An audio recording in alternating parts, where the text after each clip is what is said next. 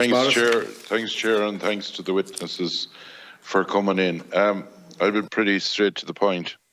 The working group has met. The working group was supposed to come back in May.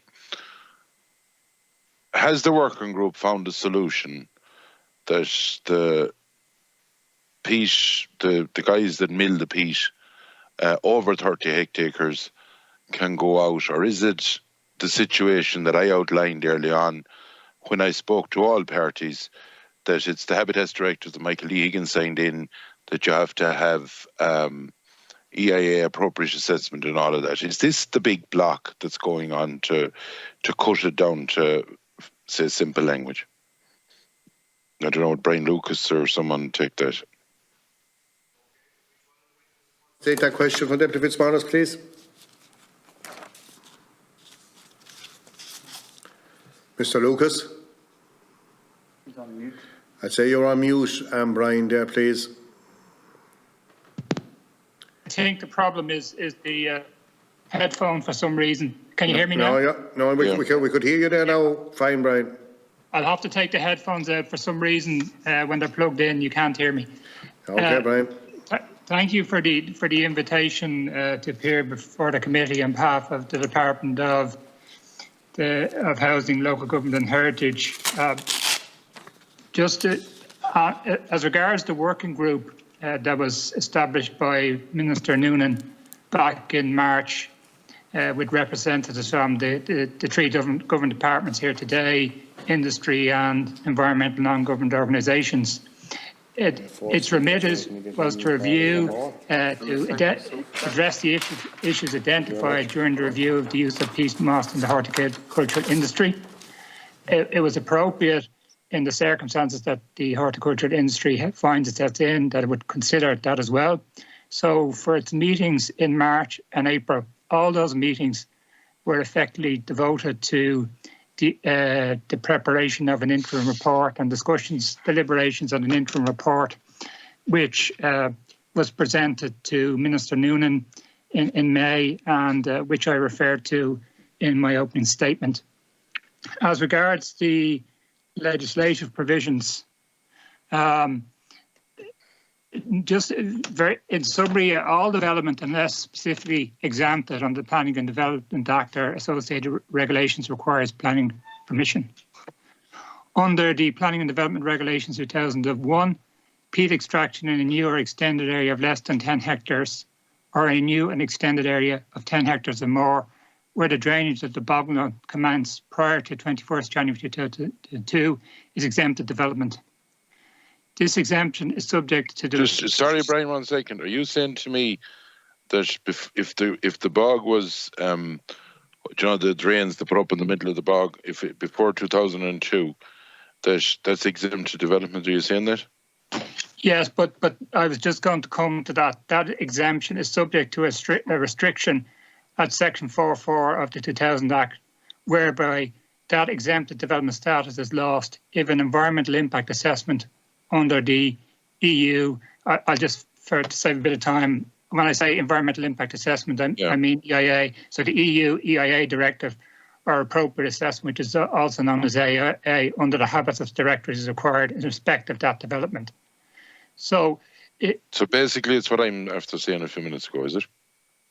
Well, like all of this is all of these requirements under the Planning and Development Act and integrated pollution control licensing stem from EU law. So the key requirement is whether it loses its exempt development status. So it would lose that status if an environmental impact assessment was required. So what would need to be done, you'd have to do screening for appropriate assessment, and depending on the results of the screening for appropriate assessment, if that screening showed that a full environmental impact assessment is required, then that would move the exempt development status will be lost, and that would move it into a requirement for planning permission. Just to add to that briefly, to finish that off, peat extraction involving a new or extended areas of 30 hectares or more requires an environmental impact assessment and therefore planning permission. So if the site is 30 hectares or more, automatically that requires an environmental impact assessment and therefore automatically planning permission.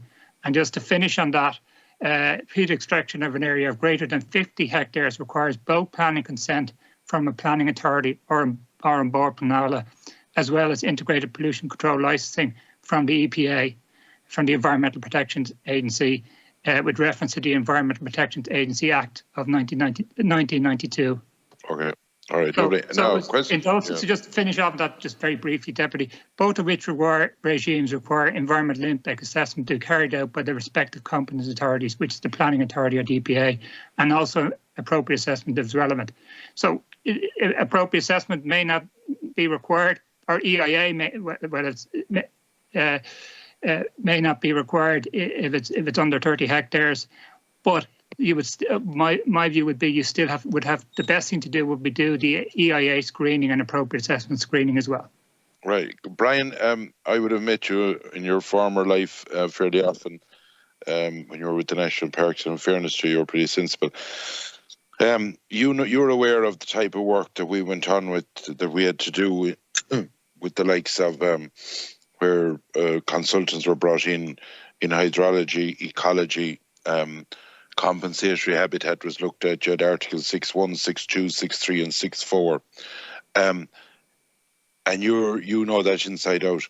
Can something like that be achieved in the horticulture sector to resolve this issue? And my question to the Department of Climate Action, to Environment, is, have they at any stage gone to Europe to talk about what we call a just transition of, be it 5 years or 10 years, because obviously there isn't the solutions there at the moment. Have they gone to Europe, talked to Europe, and have they tried to prepare any legislation that will resolve this issue in the interim, to do a just transition wind down? Because to both departments there, I don't buy into the idea that at the moment in Germany, you can blow out 3,000 hectares, including where there's houses, for lignite, up until, I think it's 2039 or 2040 anyhow. Other EU countries are sending in peat briquettes as well as peat here, and we seem to be the gatekeepers of Europe, if not the world, on all this type of legislation. How's that they're able to work around it and we're not? How's that they're able to stay working and we're not? And how come that their legislation, which is the same EU, that they're able to do it? And I want the two departments to answer that second, and Brian to answer the first question I asked you about our previous work. Let Mr. Lucas finish first, and then I go to the Department of Environment and Climate. Mr. Lucas.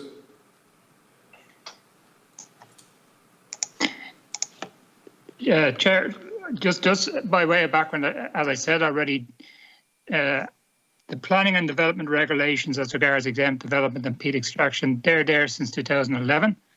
The provisions in the Planning and Development Act as regards 2000 as regards environmental impact assessment and appropriate assessment, that's there since 2011. So the regs 2001, and then the Planning and Development Act provisions since 2011. So I think what you'd have to do, you'd have to look at each provision separately. So you'd have to ask yourself, does exempt development apply? So you're looking at, is it a new or extended area of less than 10 hectares, or a new and extended area of 10 hectares or more, where the drainage of the bogland commenced prior to 21 January 2002. What you would need to do then is do an appropriate environmental impact assessment screening and an appropriate assessment screening. If they show that there is no environmental impact assessment or appropriate assessment required, then an application could be made under Section 5 of the Planning and Development Act 2000 for a declaration to the Planning Authority that is exempt development. However, as I said earlier, if it's an area involving a new extended area of 30 hectares or more, that requires an environmental impact assessment and automatically planning permission. So then the applicant would have to apply for planning permission to a local to the planning authority. And then if it's 50 hectares or more, greater than 50 hectares, that requires planning permission and then integrated pollution control license from the Environment Protection Agency. So it's like the law is there for quite a while. There's no ban on peat extraction, and it doesn't matter the type of peat extraction that you engage in. The law is the same across the board. And what I've tried to do there is summarise the various legislative provisions. And I think I've answered the question that Deputy Fitzmaurice has asked. Thank you. Thank you, Mr. Lucas. Mr. Nugent or Ms. Carberry, who wants to take the questions for the Department of Environment? Thanks, Chair, and thanks to the members for the opportunity to speak today. Can I just clarify something for the record as well? At the discussion on the 6th of July, there were some suggestions that departments had failed to respond to an invitation extended by the committee to attend. We didn't receive any such invitation, so that's just to place that on record. I don't think any department was invited. In terms of the position regarding IPC licensing, Brian has hit the nail on the head there. There's no ban, there's no restriction. There's just a clear requirement common to all types of development that operators meet their legal obligations and have the necessary consents in place. At the moment, and for some time now, that is not the case.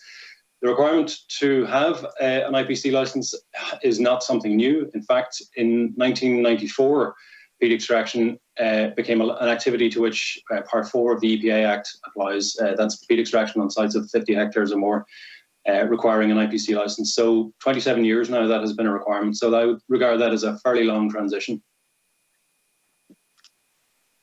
Okay. I'm asking about, I asked a question, was there any consultation with Europe in relation to, let's face it, the departments here in this country, be it in forestry, which is in a total fiasco, roads, bogs, bridges, ports, whatever you want to go down, is in bother with this European legislation, right? And there was legislation drafted up before, and the question I am asking, have ye liaised? Let's look at Germany, let's look at a lot of European countries that are supposed to have the same legislation, they have the same 10 hectares if you want to go by the thing, they have the same 30 hectares, they have the same screening out if you're to go by all of this. How come that they are able to resolve their issues and our departments aren't able to resolve it here? And have ye liaised with Europe? This is one question I've asked, this is my second time to ask it. Have you liaised with Europe in what we call a just transition? Has any minister or anyone from the department gone over to Europe about a just transition in horticulture or anything else for that matter, and liaise like we did years ago? We were over with them, not that I have great sus for them or anything in Europe, but we'd have been over to DG11 on numerous occasions. Matt Carty would be well familiar with it. Have you, to the way that you could draw up a legislation that would be blessed basically by them to come in and bring a situation where it's a just transition? Has any of the departments done that, is the question I'm asking. Mr. Nugent.